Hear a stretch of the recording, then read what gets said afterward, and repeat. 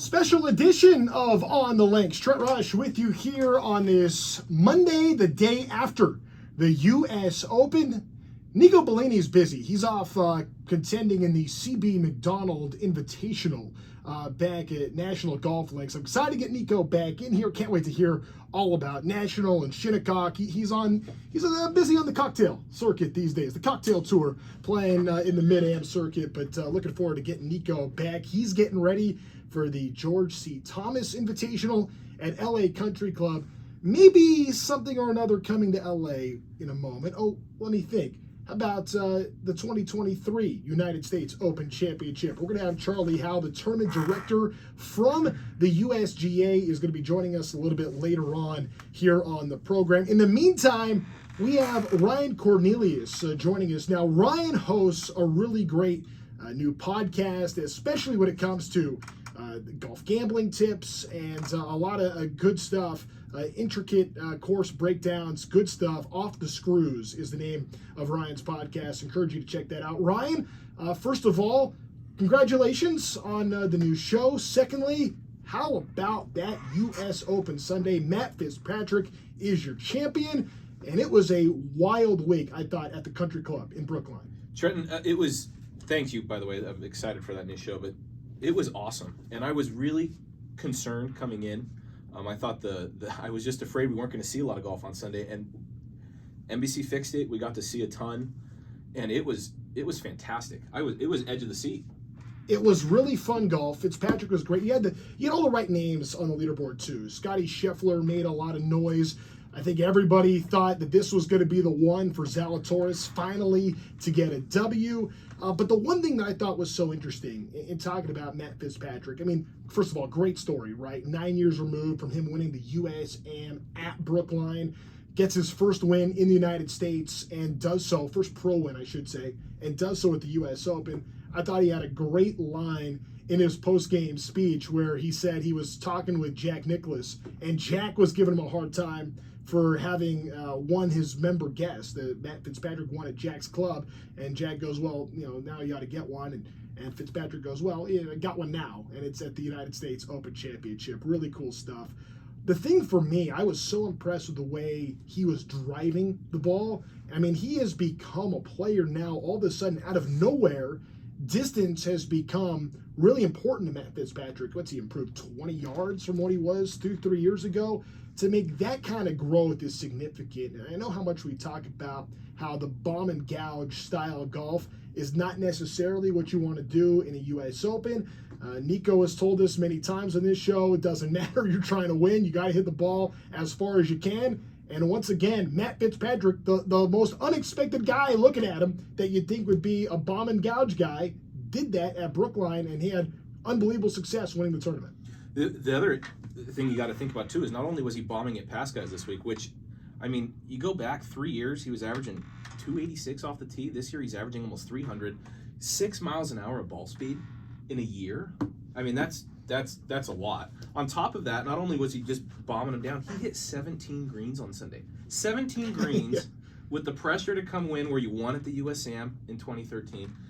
With that on your back and you come and hit 17 greens on a Sunday with all that pressure, I mean, it was the driver was insane, but I thought that shot on 18 out of the bunker, the shot on 15 out of the rough from 230, you're thinking he's got to just either chunk that thing towards the green but no, he puts it 20 feet short of the pin, drains it on top of Zalatoris. And I even thought, there was no question in my mind when he hit that bunker on 18 that he wasn't going to put that on the green. See, I felt differently. Did you? I was thinking we were headed down choke lane. I thought that's the way this thing was going. And I say that because there was a couple of things I want to look at here. One, when he's coming off of 17, he had that really difficult downhill putt. And he had no effort to try to make that putt. It was the truest lag of all lags. So I thought it was a great move. Even down to, he was laughing with his caddy, Billy Foster, about oh, look how fast this thing is. I'm not going to try to make it. And he's halfway to the hole. For sure. And he's he's one hole away. He's got a one-shot lead going into the 72nd hole at the U.S. Open, and he's giggling with his caddy on the 17th green while he's about to tap into par. That, to me, showed unbelievable confidence, because how many guys are so tight, so tense in that moment. I think that you, one, have to give Billy Foster some credit. Whatever that relationship is, seems to work really well and was able to relax him in that moment. But also, man, that guy's got a really strong belief in his ability to be able to be that loose. Then he makes the mistake off the tee, which was maybe his worst shot of the day on the 18th tee. I don't know, maybe he thought, hey, it can't get any worse than that. We're going to be okay. But that was a tough sand shot there. I think what happened, that right side of that fairway, if you ran through it into that rough where the pin was over the trap on 18 on Sunday, there was no way he could have kept that on the green. It would have bounded over. He would have had that difficult chip coming back down the hill. From the left side, even if he went into the trap, he kind of came across. He was being able to hit kind of into that upslope on 18. So I think his goal was, I'm going left side of the fairway, and worst case, I'm not blocking it right. But I think the reason why I felt like that shot was going to be good, and this is, I was looking at it today, was a great question someone asked in the interview last night with him in the post. His pace of play yesterday, he played in 4 hours and 2 minutes. That was, I believe they said, almost an hour quicker than the final day at the PGA, almost an hour and a half quicker than the final day at the Masters. He was moving. He was getting to his shot. He has a copious amount of notes. I don't know if you've seen it. He's got this notebook. It's got tons of notes written on every hole. It's crazy. For him to go through all of that and to get up to the ball and hit it how quick he does, I think he was just locked in. I think he knew exactly where he wanted to go. Even when he hit in that trap, he knew exactly where on the green, and I think he just was locked in. I don't know if that was from when he played in 13 when he won the USAM, but it was impressive. And to play that quickly and not play like it looked like he was rushing, it just looked like he was just in a zone. He was just ready to go. When the course was at its hardest, and that was on Saturday, he was one of only a couple guys that I thought played really well on Saturday. So he, just for that alone, I think was really big. And I know that you and I have talked a lot about, and it's been a popular term about leaderboard gravity, right? And this is, big names making their way by the time you get to Sunday. And you had all those names. You had Scotty Scheffler. You had Zalatoris, who I think is in that big name category there. Colin Morikawa, of course, Rory. Jon Rahm was in there going into Sunday, fell off of that. There were a handful of guys that were still in the neighborhood that you kind of just kept waiting to chime in there. But he held everybody off and gets his first win and does it at the US Open. That was really, really cool. I'm just realizing this right now as I'm looking at the leaderboard, Ryan. The top 3 Americans to finish at the U.S. Open: Scotty Scheffler, Will Zalatoris, Colin Morikawa. All 3 of those guys were a huge part of the 2017 Walker Cup team that was at LA Country Club. So as I'm getting ready to handicap the 2023 U.S. Open, and I'm looking at Scheffler, Zalatoris, and Morikawa, I can't help but think, hey, how about some of those Walker Cup memories coming back? It obviously worked for Fitzpatrick, who had won at Brookline before, and he had that confidence that he could get it done. I think the betting lines are open for next year, so that might be something we might have to look at. But I think is this a changing of the guard majors wise? And I mean, like, think of going back the last few years where it was pretty much Koepka. It was pretty much Spieth. Maybe Dustin Johnson was in there. Those 3 guys, I feel like, in the last few majors, going back to maybe last year, maybe since Dustin won that Masters in 21 or 20, those 3 have kind of faded, and now it's Fitzpatrick has now been in, I believe, he's in all of them. All of them. Willie V has now been in top 10 in 5 of 6, and he's runner-up 2 in a row. Rory McIlroy's kind of. I think we're seeing this might be the new young guns that are going to be kind of competing in majors that you kind of expect to be there on Sunday. I mean, there was almost a Ryder Cup-ish feel. Right, wasn't it? With Fitzpatrick and Scheffler. It was Fitzpatrick and Zalatoris paired together in that final group, and Zal has the putt that he overread it by an inch, and that ends up being the difference to prevent a playoff from happening. So Zalatoris and Scheffler both finish at 5 under, 1 shot back, T2s. To America, I really thought Scheffler was going to have a chance. He had a pretty roller coaster 4 days. I thought at one point he had played 18 holes at 63 and then goes and has the miserable start to the back 9 on Saturday. Zalatoris was hanging tough really the whole time. I thought he had a great weekend. It was Zal and Fitz that had the 2 best days on Saturday. And you just kind of kept thinking one of those 2 would get it. For Zalatoris, are we at a point now where maybe there's a little bit of the monkey on the back having so many top 5 finishes in majors here in the last couple of years? I said this on my show last night, recapping. Is Will Zalator, and I don't mean overall, is he the best major player to never win a major? Kind of that title that gets passed around. Is he the best? I mean, yeah, what Phil was for all those years, maybe Zal is today. Dustin Johnson was for all those years, and then it kind of rotates. Is Will's? I mean, he's consistently top 5, runner-up 2 in a row. I mean, it seems like he's finding different ways to finish second, which wasn't that kind of what Phil was doing, before he ended up getting that. Now, it hasn't been many years. He didn't choke yesterday. No, he got beat. He got beat by a guy that was having a better day in Fitzpatrick. There was I think it was 13 when Fitzpatrick hit that 75-footer, and I thought, you know what, Will's got to make this par putt from 15 feet, and if it doesn't go in, this is over. And Will drains it right after Fitz made that 75-footer, and I thought, you know what, Zal's not going away, and I thought maybe he had a chance there, but he's just finding ways to finish runner-up, and I going to the Open at St. Andrews, I think he's going to be right there again. It sets up perfect for him. And talking about some of the leaders right now, Scotty Scheffler, to me, a couple of notes. One, I am very tired of hearing people talk about, oh, this is the number 1 player in the world. Yes, he's a very good player. He rises in the big moments. I am all team Scotty here, and I thought Alan Shipnuck, in his newsletter that he sent out last night, had the best line. He says he's a walking Tom Petty lyric, loves Jesus in America too. I thought that was like such a great line to describe Scotty Scheffler. And he ends up finishing in second yesterday. At one point was the leader in the clubhouse, posting that 5 under score. And I just kind of felt like, he needed a few more things to go his way. But as I look at the season the Masters champion has had, when you're a Masters champ, T2 at the US Open, I mean, I know here we are sitting in June. I can't help but think, is Scotty Scheffler in that conversation for Player of the Year already? I don't know who else would be in it. I think he's been the man here in 2022.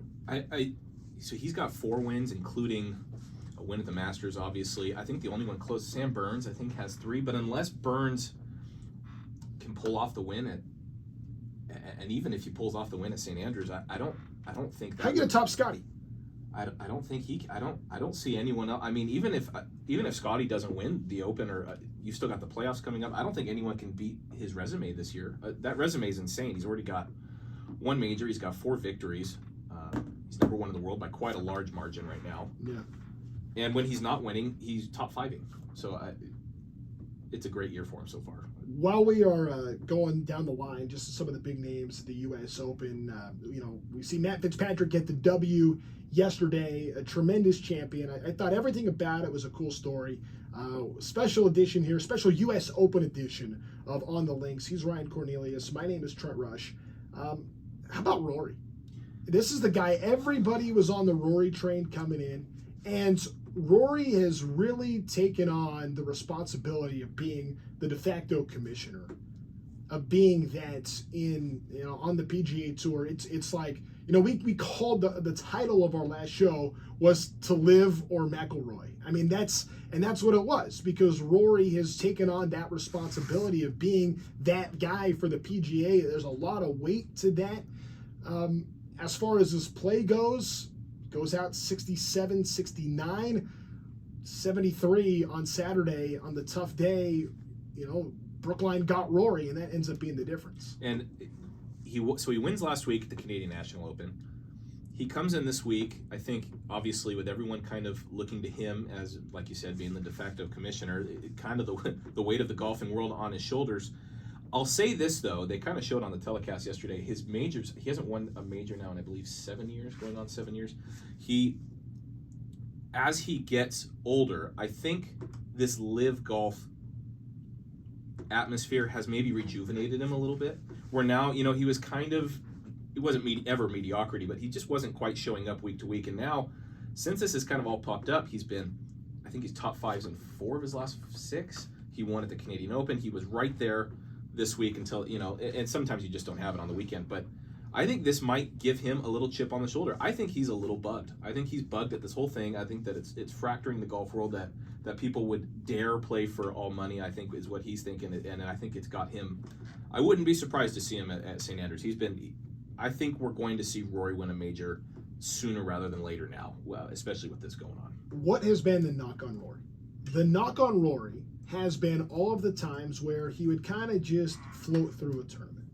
He would talk about how, it's just golf. I have other interests. There's other things going on in my life. That was not the Rory McIlroy we saw at the country club at Brookline. We saw a very different Rory, a high-strung Rory. How about, the fact that he was slamming his club in the sand after he had that shot. And that was on Thursday. He was like on tilt for all 72 holes. And I think and it's not necessarily a bad thing. The best guys know how to win. But when I saw that out of Rory, I was happy. I was excited to see Rory be that passionate early on Thursday. Yeah. I was concerned that he was that full tilt that early. I thought maybe he might burn out if he was that, kind of angry, kind of that early. And it kind of proved that he kind of was. He hung on as long as he could. And I even think yesterday on the back nine, he birdied.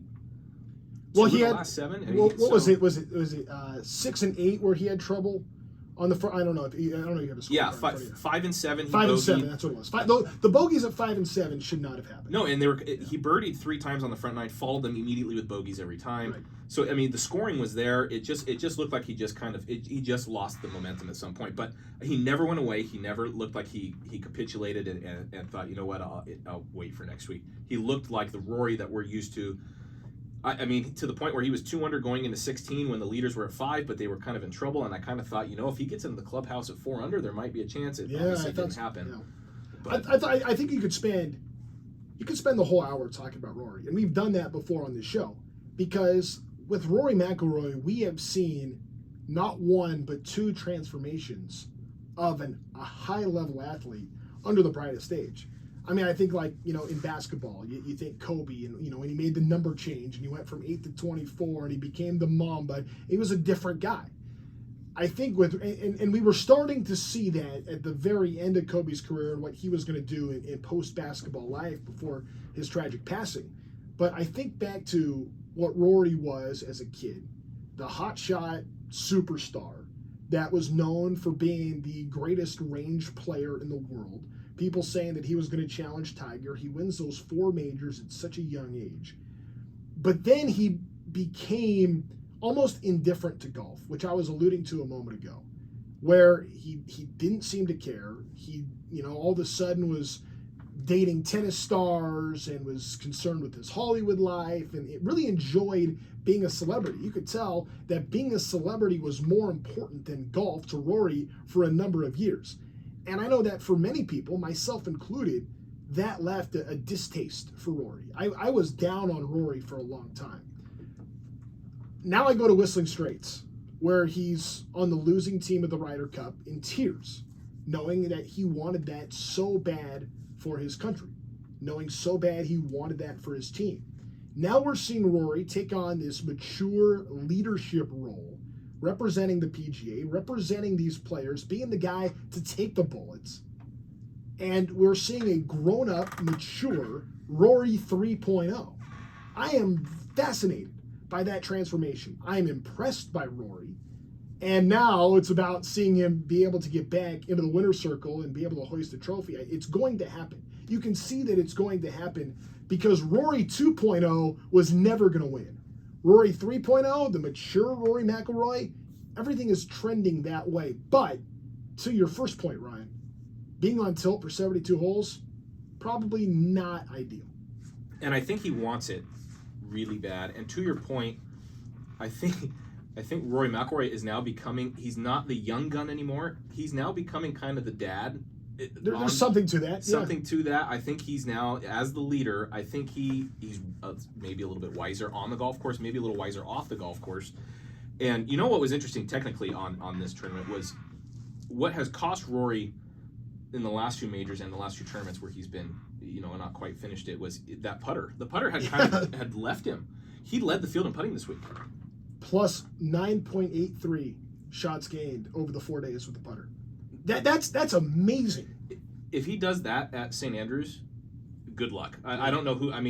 You're not going to see the Rory got in trouble this week off the tee. He sometimes took the driver out when he didn't need to, and I kind of wish he would have laid back a little bit more with the irons that you saw Fitzy do. and Zalatoris do, he's not going to have that problem at St. Andrews. He's going to be letting it rip. So if he can putt like that at the old course, it's going to be. I think we could see vintage Rory. How great would it be if we could see vintage Rory, and maybe just see something from Tiger? Yes. Is Tiger going to win? Probably not. The fact that he's playing is just great in itself. There are some really good storylines going into St. Andrews. It's going to be a great finish to the major season. I mean, everyone's going to be pulling for Tiger, right? I mean, it's going to be Tiger getting ready for that. But it being at St. Andrews, Rory wants to win there. How are you going to go against Scheffler? How are you going to go against Zalatoris? How are you going to go against Morikawa, who had one bad day? That one day happened to be a really awful 77 that was bookmarked by 66-66. I mean, this is what this guy is capable of doing. There are a lot of names. Like, when is Jordan Spieth going to get back into the mix? And I know that he was sick and he wasn't right, but you can't help but think that Jordan Spieth could be a contender at St. Andrews. It's pretty fascinating the way things are setting up here. But all in all, I just thought a tremendous U.S. Open. While we're a couple more names to go before I ask you about some stats that jumped out. Jon Rahm, 74. I thought coming into Sunday, this was Jon Rahm's tournament to lose, and he lost it. I'm not fading Rahm, but at this point, he's had a tough year.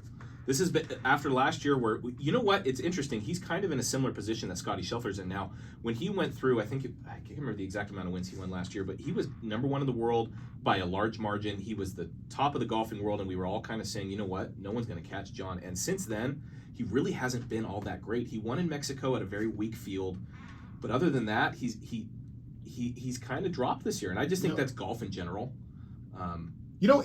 Another name, Patrick Cantlay. While we're talking about local guys, can we count Jon Rahm as being local? He's West Coast. Yeah. Cantlay goes 3 under through his first 4 holes. I thought on Sunday, we were going to see him post a low number and strike some fear into some hearts, but he wasn't really talked about a whole lot coming into the tournament, and you're just kind of waiting for him to be that guy in majors. His major track record is not great. But you hold out hope. He had so much success in the FedEx Cup. He had success in the Ryder Cup. But when it comes to individual majors, we just haven't seen it yet for Cantlay. And I watch Cantlay and I'm trying to figure out why. Why does he look like a killer in some of the regular season events that he plays? And when he gets to majors, he doesn't look like just another guy, but it kind of feels like he doesn't have that capability to go and kill in majors yet. And I can't quite place my finger on it yet. But I feel like it's going to come, but it hasn't come yet, and I think we're waiting on it. Last thing before we take a break here. He's Ryan Cornelius. He hosts a great podcast, Off the Screws. You're listening to On the Links. My name is Trent Rush. Ryan's in for Nico this week. Okay, the course setup. What'd you think? Because we're gonna have a guest from the USGA that's going to join us in the next segment. We're going to talk about course setup. We'll get his thoughts on the way Brookline's set up, the way LA is going to be set up next year. But before that, Ryan, I just want to get some of your opinion on the way you felt like this course played with the 3rd straight year of 6 under being the winning score. This is not the U.S. Open in the past where you're just so worried about protecting par. I think I loved it, and here's why. I think the U.S. Open, like you said, used to be about protecting par. I thought you used to see a lot more carnage, maybe not every year, but it was a good majority of the years you would see just the carnage. You would see a psychological test over 4 days, and it was brutal. And I think now it's kind of moved away from that a little bit. Not so much so that it's not difficult. I mean, we only had, I believe, 13 players under par. I think the USGA did an awesome job. I think they were in control of the golf course all 4 days. I think they knew exactly what they wanted to do. Thursday and Friday were a little softer. I thought the scores were a little low. It was the lowest cut in U.S. Open history. Saturday they ramped it up. They got a little wind to help them, and it played a little more difficult. And then Sunday they kind of tamed it back. And there were birdies to be had if you hit it well, and there were bogeys to be had if you got too aggressive or hit it poorly. And I thought Mike Wan did great. I hope we get another one there sooner rather than later. I know the logistics at Brookline are difficult, and they can't bring as many people in as they'd like. But I thought they did a great job. I thought it was fantastic. 9 players under par. 11 even or better, but 9 players were under par. Hey, if you're gonna be less than 10 guys under par, what I liked was there was every hole you could birdie, and you could also bogey. And I think back, like even that little hole, 11, the little tiny par 3, where on Saturday, Scotty Scheffler was talking about, he was talking on Wednesday. There's a video of him talking about, I'm going to be aggressive here. If I see a back pin, I'm going to go for it. Well, he was a little amped up. He did, goes long, turns it into a double. There was no hole that was safe. And that's like as short a hole as you're going to see in a U.S. Open. What was it, 140 yards it was playing at? The interesting part about this, too, is when we go to LA Country Club next year, number 7, I think they're going to have that play, like they did in the Walker Cup, as a par 3 at 280. Which would, I mean, because it could go in, but it could go either way. It could go par 3 or par 4. I think there's talk that they're going to do this as a par 3 at 280 yards. That reminds me, when they at Port Rush, when they did the Open a few years back, I believe it's 17 plays at 267 into the wind off the tee for a par 3, and you had a lot of guys hitting driver. And I think that's a like the short one here today. It didn't play overly easy, but I thought it was. You could have gotten someone stiffing at 2 feet. You could have gotten a double bogey off the green. I think it's not so much that the hole is difficult by making it difficult. I think it's just the variety, making it so players can attack, and also making it so that if you do attack or you attack poorly, you do get punished. And I think that's what they did perfectly this week. All right, let's put a bow on 2022.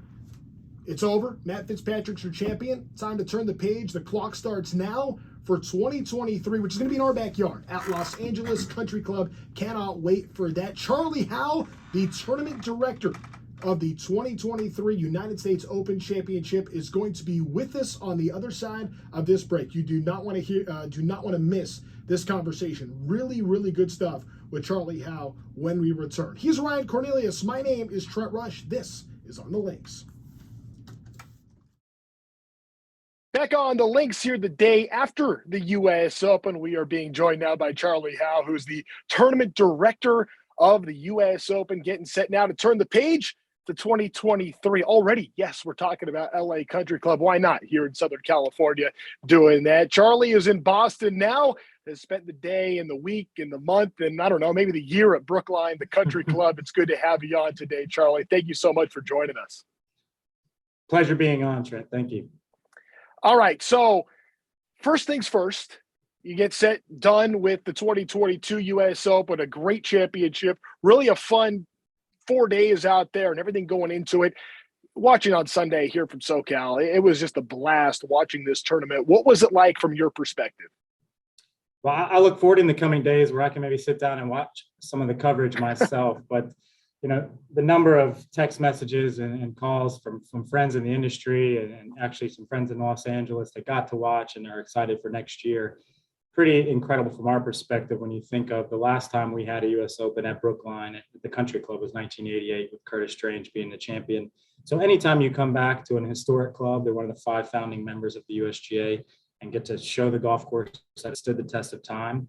It was pretty amazing to see that last putt drop and Matthew Fitzpatrick be our 122nd U.S. Open champion. So how do things work, like from your perspective? So you have LA that you're getting ready for. Are you also like, how involved are you in the setup here for the 2022 Open? So I arrived at Brookline June 6th. So really the week before. The way our U.S. Open team has been, certainly from an operations, logistics standpoint, and public safety, all the inner workings that take to put on a major championship of this size and caliber. I moved into the Los Angeles area in late January to start preparations for next June. My time here at the Country Club was more on the player movement, fan movement. So when you think about our 3,500 volunteers that we have that commit and their time and energy to get back to the championship. So really it's all hands on deck for US Open. We have an odd year team and to kind of leapfrog each other 2 years in advance and work with the host club and host communities to put on a championship. I know one of the things that people have been raving about was just the logistics and how everything seemed to go at the Country Club, which is a difficult place for that to happen. Now as it shifts to Los Angeles, Southern California, massive market, you know that everybody is going to be begging to be there on the grounds at LACC. What are some of the things that maybe you take away from that experience and getting set for next year?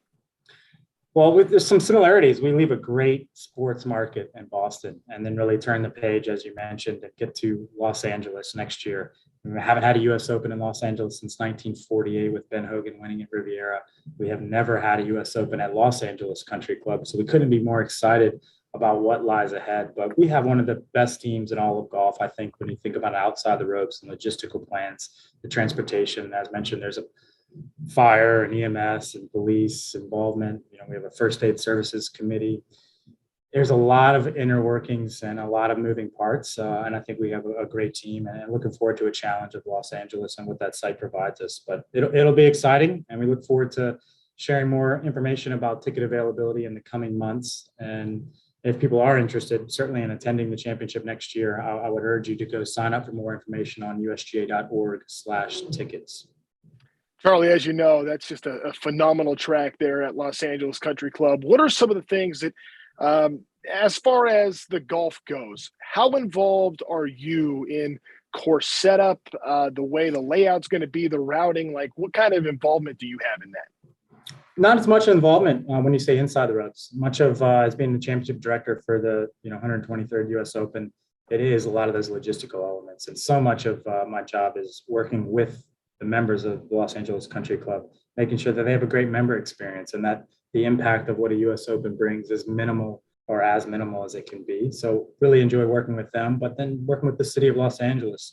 You have one of the best sports commissions in all of the country, headed by Catherine Schlossman of LASEC, and no stranger to events, and they've been critical as far as helping us navigate the relationships there. And so that's a lot of what I'm doing outside the ropes, but we have a team headed by John Bodenhammer and Jeff Hall and Jason Gore when you're talking course setup about how fast the greens are going to be or how high the rough is. And they're really the team that ultimately is on the ground, and I work with them to kind of coordinate their visits. And certainly as it impacts, outside the ropes, we have a very collaborative relationship there. It'll be interesting to see what it is like inside the ropes in LA. What'd you think of the way Brookline played this week? It was fantastic. I mean, you think of these historic venues, and LACC is one of them, despite not having a U.S. Open, but certainly had the 2017 Walker Cup and played spectacularly that over those 2 days of the match. But Brookline showed its teeth. The wind was up. We had some different New England elements. Today was a gorgeous 70 degrees sunny day with some wind, but yesterday was pretty chilly here in Brookline, and it probably showed on television how difficult some of those conditions can be for the players. I know Saturday the scores were especially high throughout the week. What's this? I think I read 3 straight U.S. Opens now. The winner is at 6 under. I know that for a long time, protecting par was something that was really important to the USGA. These 6 under scores, again, that's not crazy low considering what you see on the PGA Tour. Right. But how'd you feel about the way that the guys were able to play out there? Because there's been talk, a lot of guys, if you could get birdie pretty much every hole you could, or you could run into some real trouble too. Is that something you guys talk about in the setup? Are you involved at all in that?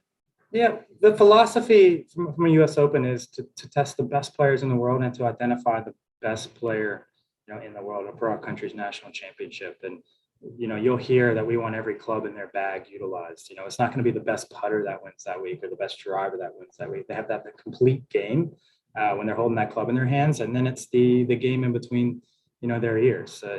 The U.S. Open provides a mental test. They're going to struggle at times, and it's how they rebound and respond. And we want them thinking around their golf course. And I thought our setup team, executed that beautifully, and it was on display. And I think our players, and what we hear from our players, is when they win the U.S. Open, they know the effort and what it took and how meaningful that is. It's not, a 20 under, win. They've grinded, they've earned it, and that's why their name's on one of the best trophies in all sports. I'm curious to know the relationship too between like the USGA. Obviously, you're working with the club, but Gil Hands, I know, has been a big part of a couple of majors this year. He's heavily involved in what's going on at LA Country Club as well. What's the relationship like with the architect and the team that's putting the course together in the years going into a U.S. Open? Great relationship with Gil Hands. I saw him earlier in the week, and while I might not have that close of a relationship, certainly our setup team does. And yeah, we're getting familiar with him. A lot of the courses that we've been at, Wingfoot, recently, obviously Brookline, the Country Club, LACC, he's had some relationship with the club as far as restoring it to, really how those golf courses were intended to be built and played. And he's a historian of the game. So it's really incredible to see him and our team work together to, again, try to, keep within the original architects, eye of how they wanted that course to play. All right, so now let's continue to look ahead here at 2023. So this tournament's done. U.S. Open 2022 in the books. You are on the clock now. It officially starts. You got a year to get things ready to go. What does the schedule look like for you now? What is the process like in getting ready for 23? We've got a team of 5 now on the ground at Los Angeles Country Club. We've got an office that kind of works on their south course. So they have a 36-hole facility there. And so we're starting to recruit volunteers. We've been off to a great start working with the SCGA and other partners that we have within the Los Angeles market to get that word out. But we recruit 3,500. And there's 20 different committees that they serve on. I mean, they're truly the backbone of our championship. The USGA alone will have, just over 100 staff members on site. So you can just kind of put those numbers side by side and how the championships are conducted. And that's really with the help and efforts of volunteers. For us, we've got to really think about the parking and transportation plan and how that impacts the immediate community. We want to make sure that it is not as impactful to the immediate surrounds and the day-to-day lives of people in Los Angeles and certainly in the immediate Beverly Hills manner.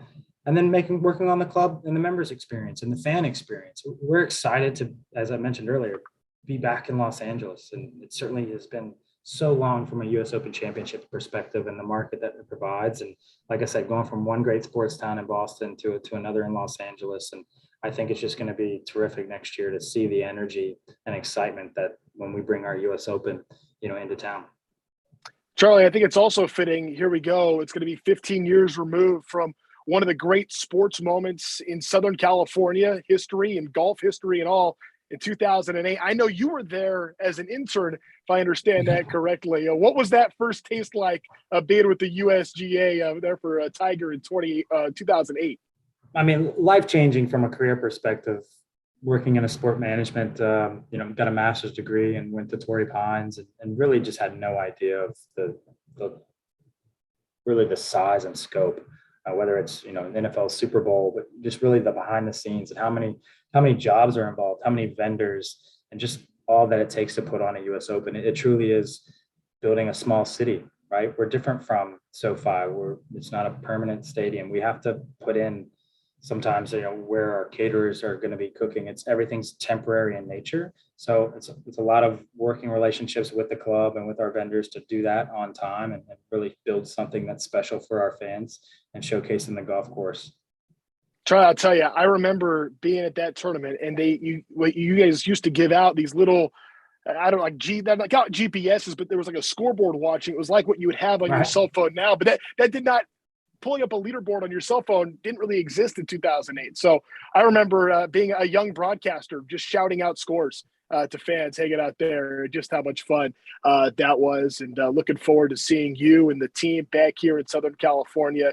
LA Country Club, we know, is going to be a spectacular sight. Looking forward to, on this show, breaking down LA Country Club a little bit more. And looking also forward to touching base with you maybe as we get a little closer. Congratulations on Brookline in the books. And, hey, man, you're on the clock now. I'm excited.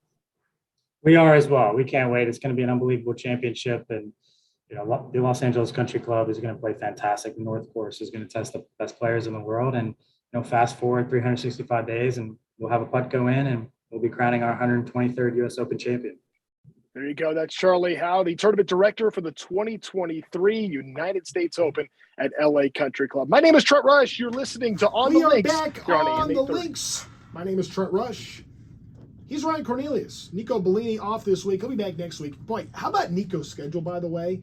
Not only is he busy playing over at National Golf Links over in the CB McDonald Invitational this week, he's coming home only to play in the George C. Thomas, which is at LA Country Club. So one of these weeks, we're going to have to do like an LA Country Club special and really break down what the 2023 U.S. Open is going to be like. It was really great having Charlie Howe on from the USGA just a few minutes ago. By the way, I know that you guys saw some advertising advertising on the U.S. Open, if you were watching on TV, about where to go get handicap information, and you want to get your USGA handicap, you want to get your GIN.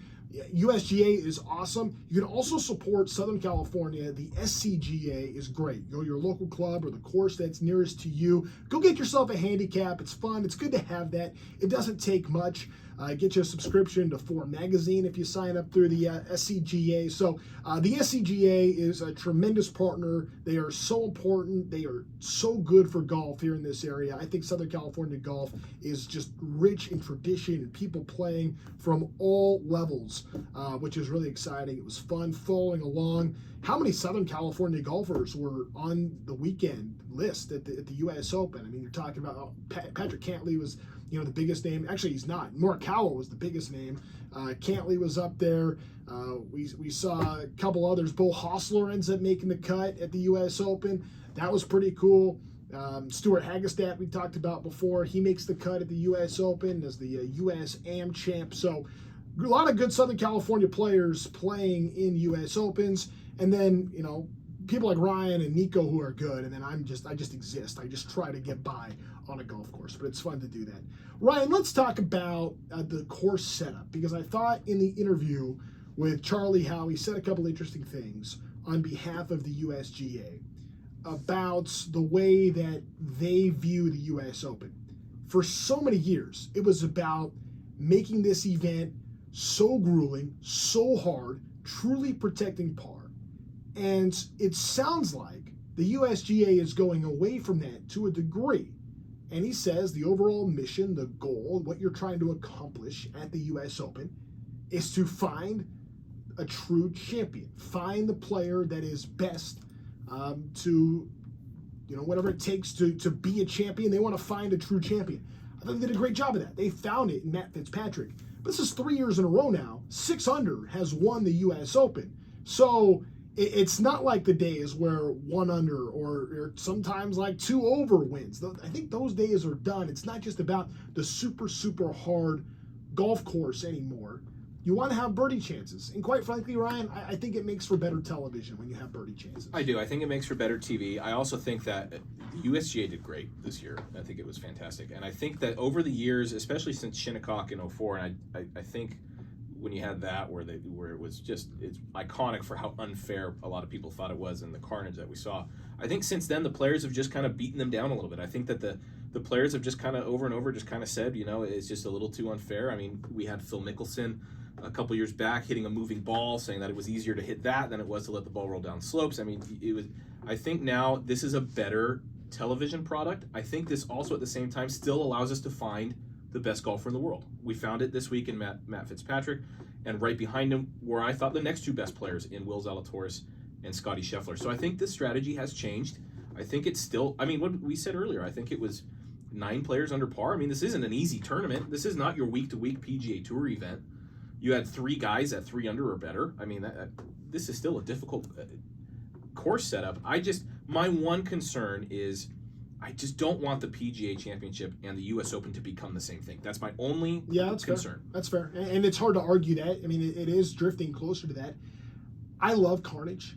I love seeing the guys struggle. I love seeing where you're just trying to look through the rough. You're like, I can't find my ball. Like, what is happening now? And I don't think we saw a ton of that at Brookline. I thought we saw a little bit of that at Brookline. But for the most part, I thought that if you played well, you were able to score.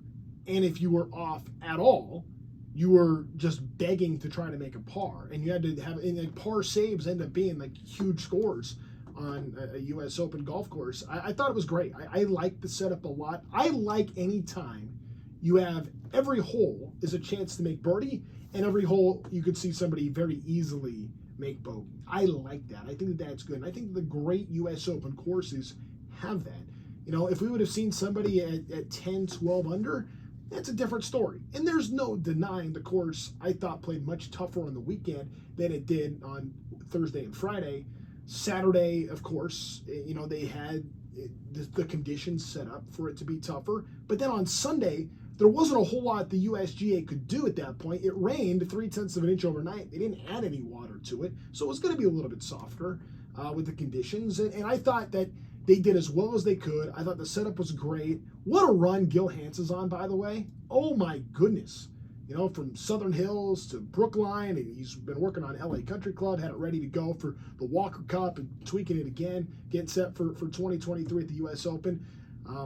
I also found it interesting in our interview hearing the discussion of what a course designer can have and the relationship between the governing body of the USGA and the architect in putting together a course and how much involvement there is there. All of that to me is pretty fascinating, but I'll say this, Hansen's on a roll, and I think so is the USGA. I thought it was a really great US Open. Yeah, I thought it was fantastic. I think when they interviewed Gil prior to the tournament, he made a great point. He's not going into restoring and developing these courses with the intent of someone shooting a score or the intent of this is going to be for the Bombers. What he's going into is, and this is what the US Open is so good at finding, is Gil said that he likes to find 18 tests and ask you questions, and you have to answer those questions. I think you were saying earlier how this US Open, you could birdie or you could bogey any hole depending on how you're hitting it, and I kind of call that you can't fake it.